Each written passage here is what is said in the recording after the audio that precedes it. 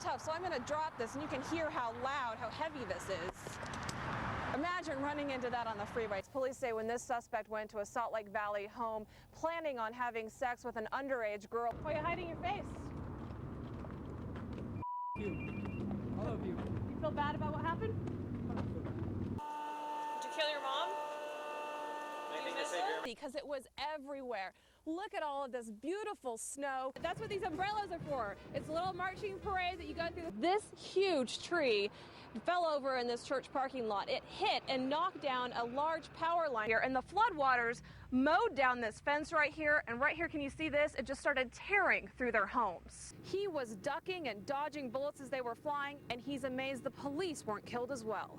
Just moments ago, we could see flames hundreds of feet in the air, and now you can see firefighters are getting a little bit of a handle on this. There is a huge plume of smoke. I have a pretty good reenactment here. All right, we've got the moon. Yes, it's a moon pie, but we've got the moon, and here comes the shadow of the earth. It covers the moon, and you have your total eclipse. Then the moon comes out. Betty Perry says that officer went too far. This is her yard right here. She knows it's in bad shape, but there is a city ordinance requiring her to maintain landscaping.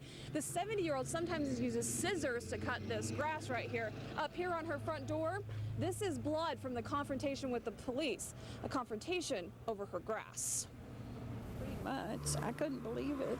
I didn't know you could go to jail for not cutting your lawn. That's exactly what happened to Betty Perry. The 70-year-old admits she stopped watering because the bill was so high. An Orem neighborhood preservation officer noticed the dying, neglected yard and issued a citation.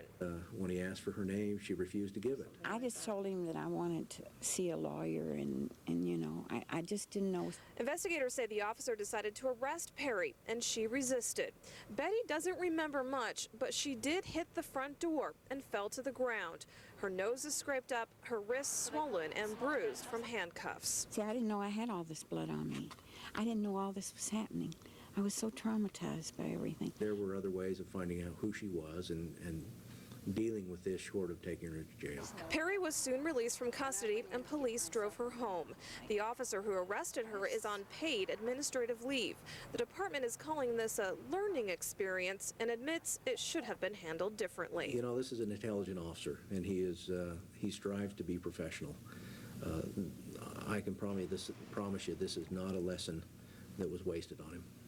Bob, this video really gives insight into Jeff's mental state during his trial. The tape is from January 25th inside the Purgatory Jail. Warren Jeff tells his brother Nephi he was not a prophet, never has been. You help. This is a test. You are the prophet. This is not a test. This is a revelation from the Lord God of heaven through his former servant, who was never his servant, who is dictating these words at this time, that you may know this is not a test. I say farewell again to all who qualify for Zion. Farewell. After Jeff gets up, his brother actually buries his head and cries. 3 days later, Warren Jeffs actually tried to hang himself in his cell. Now, Jeffs actually knew this conversation was being recorded and asked his brother to get a copy of it and make sure that those who wanted to see it could. You can see the entire conversation later tonight on our website, myfoxutah.com. And later in this newscast, I'll have more on what Warren Jeffs says God told him. And we can see back here that this is still very much an active crime scene. That house, the scene of this shooting. I talked to one friend of the man shot and killed today. He says he was ducking and dodging bullets as they were flying, and he's amazed the police weren't killed as well. It was just like, bow, wow, wow, wow. Like it was just like shot after shot after shot, like it was loud. Workers at a neighboring business saw the scene unfold. They describe a woman running from the house to call 911. Then police arrived and the shootout began.